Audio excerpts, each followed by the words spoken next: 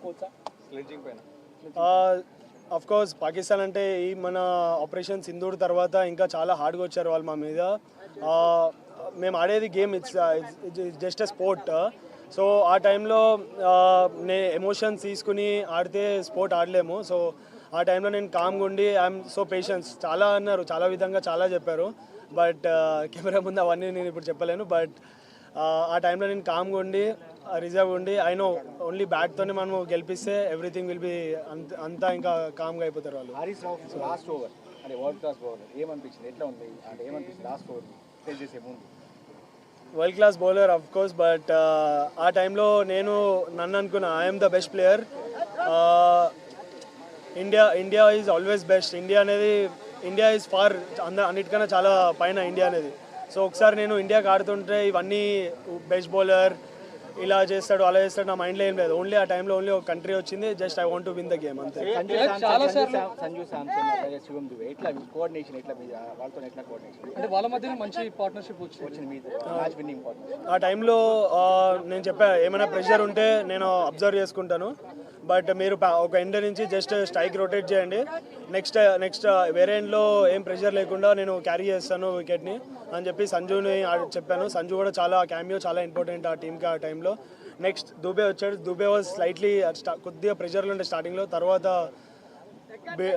Innings చాలా బాగా build చేశాడు. సో దట్ హెల్ప్ నాకు పర్సనలీగా యాజ్ ఎ పార్ట్నర్షిప్ హెల్ప్ అయింది, also for the country. Last over pressure ఎలా ఉండే? లాస్ట్ ఓవర్లో మెయిన్గా సంజు దుబే సారీ లాస్ట్ ఓవర్లో మెయిన్గా ప్రెషర్ ఎలా ఉండే? Sanju Dube out last over చాలా ఇంపార్టెంట్ కదా. నేను ఆల్రెడీ దుబేకి చెప్తా ఉన్నాను. సో ఒక ఎండ్ నువ్వు ఆడుతూ ఉండు, వేరే ఎండ్ నుంచి నేను కవర్ చేస్తానని చెప్పి దుబే కన్నా. బట్ దుబే అవుట్ అయ్యాడు. బట్ నేను స్టార్టింగ్ నుంచే కాన్ఫిడెంట్గా ఉండే I will finish the game అని. So yeah, by God grace I have done it. Like India Pak match ఇదేం కొత్త కాదు, చాలాసార్లు మనం వైరల్ ఉన్నప్పుడు చూసాం. కానీ ఈసారి చాలా సైన్స్ చూసాం, ఫ్లైట్ పడిపోయినట్టు కానీ మిజైల్స్ వచ్చినట్టు కానీ ఈవెన్ దానికి అపోజిట్ రియాక్షన్స్ కూడా మన టీమ్ ఇండియన్ ప్లేయర్స్ నుంచి చూసాం. సో ఇదంతా ఎట్లా ఉండేది అంటే ఇదేమన్నా మీకు ప్రెషర్ క్రియేట్ చేసిందా, లేకపోతే ఆటను గేమ్ని ఏమైనా డిస్టర్బ్ చేసిందా? ముందు వాళ్ళే స్టార్ట్ చేశారు పాకిస్తాన్ నుంచి. అదే ఇండియా పాకిస్తాన్ మ్యాచ్లో ఇది ఓకే, బట్ ఆపరేషన్ సింధూర్ తర్వాతనే కొద్దిగా హార్డ్గా వచ్చారు వాళ్ళు మా మీద. బట్ మేము ఆడేది చెప్పాను కదా మళ్ళీ స్పోర్ట్. సో స్పోర్ట్ని ఎమోషన్స్తో కనెక్ట్ చేసి ఆడితే అవ్వదు.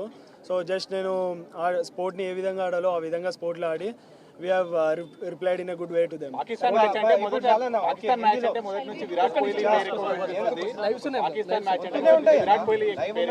తర్వాత ఇప్పుడు విరాట్ కోహ్లీని తిలక్ రీప్లేస్ చేశారు అనేటువంటి మాట ఎక్కువగా వస్తుంది, మీ కామెంట్ ఏంటి? ఫస్ట్ ఆఫ్ ఆల్ నాకు చాలా హ్యాపీగా ఉంటుంది. సచ్ ఏ లెజెండ్ విరాట్ భాయ్ అనేది is an global star. So చిన్నప్పటి నుంచి నాకు కూడా కాదు చాలా ఇండియాకి ఇన్స్పైర్ చేశారు. సో అట్లాంటి మనిషితో నన్ను పోలిస్తాడంటే నాకు చాలా proud. But I'm happy that నేను ఇండియాకి ఏషియా కప్ గెలిపించా. బట్ నేను క్రికెట్ స్టార్ట్ చేసింది వరల్డ్ కప్ 2011 వరల్డ్ కప్ గెలిపించిన తర్వాతనే క్రికెట్ స్టార్ట్ చేశా. బట్ ఈ జనవరిలో వరల్డ్ కప్ వస్తుంది. సో అది నా అసలేమో వరల్డ్ కప్ గెలిపించిన తర్వాతనే నాకు నిద్ర